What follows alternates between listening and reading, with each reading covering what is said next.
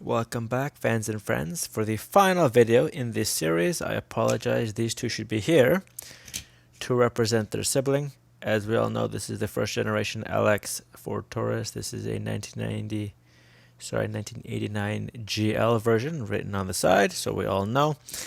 I happen to love the hubcaps on this vehicle and was not thrilled, but that's the way police cars go. The wheels on this one are not terrible, they're just not as good. Because the next vehicle in this video is a 1988 Ford Taurus Black Bandit Police.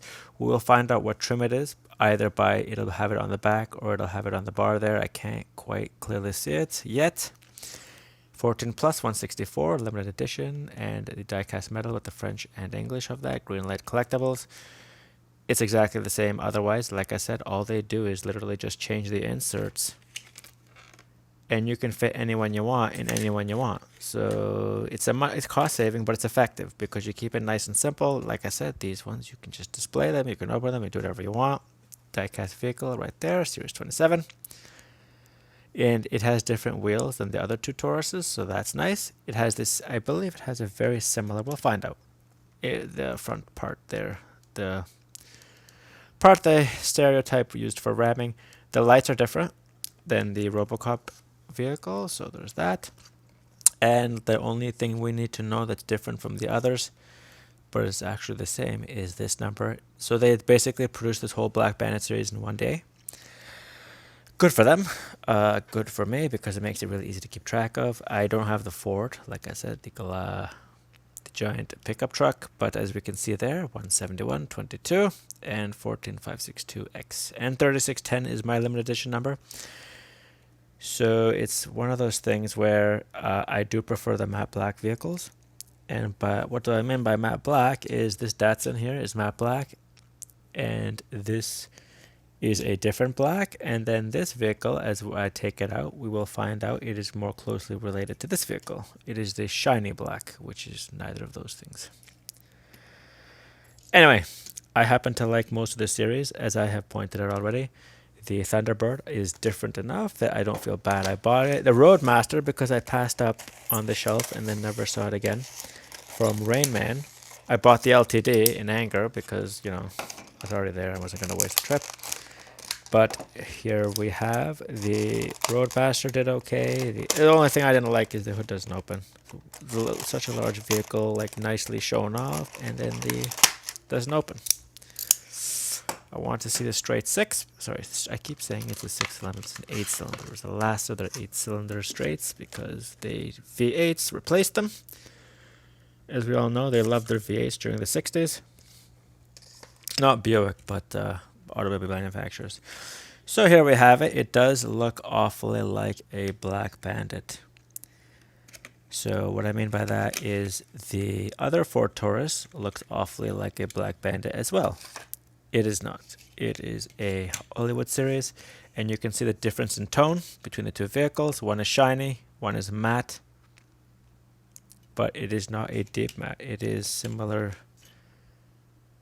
to the Datsun, so I apologize. They actually are both the same matte black, but it is not the pearl color of the Roadmaster.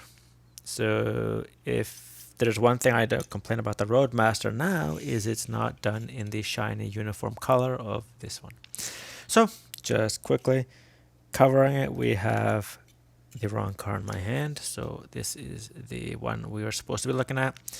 However, it has all the same things I did like. We review mirrors. We have shiny windshield glass to see through.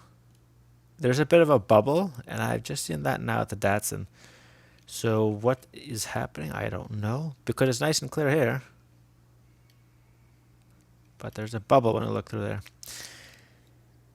And so here we have, I had the right one, now I have the wrong one. So I apologize for everything I said, however, it is still true. This glass happens to be better, just as well made as the other one.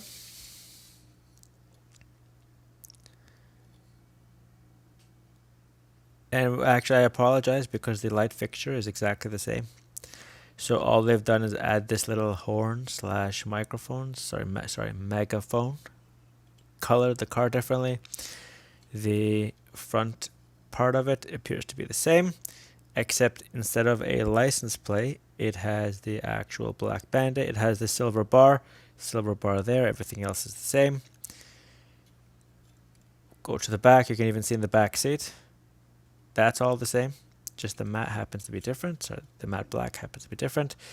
And we see there the Ford, the keyhole, the police in the middle, the major difference, Black Bandit in the center, the other difference, and the Taurus on the left side. It is just as easy to read, so that's good, because you don't want them to do it terrible, because they did it well enough the first time. Why bother, right? So we have no other issues. It does not, unfortunately, give us a trim on the side.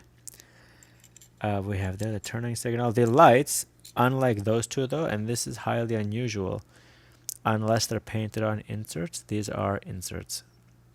So if you fans and friends, I do like the hubcaps. Not better than this one, but equally as non-disappointing as the other one. So they're good, they're just not as good. Very plain, we can see, is that fingerprints? Is that a production, that thing I brought up before?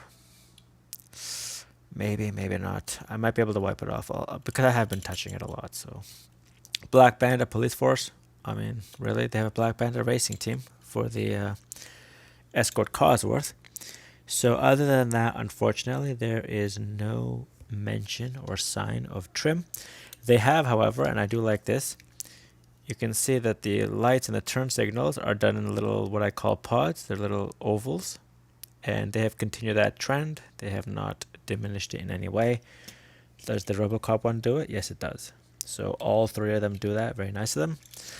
No opening hood, so that will remain a stickler, because the Mustang from this generation has an opening hood, but this one does not. Rearview mirrors with the silver on black. Nice done. This is nicely done as well. Can't complain about that. So the only major issue I don't like is, so this is going to be very brief, but you see there, for Taurus, we know that from the bottom of this vehicle, it is just as for Taurus. The RoboCop one is an LX, so I apologize. It does not otherwise say LX on the vehicle. Just the police badge, car number, and Ford and Taurus. So then that would mean that only this one tells us the trim level we see there upon Taurus GL. Unfortunate, but that's the way it goes. So other than that, just taking it to the bottom, there we have the nice and large sticker for the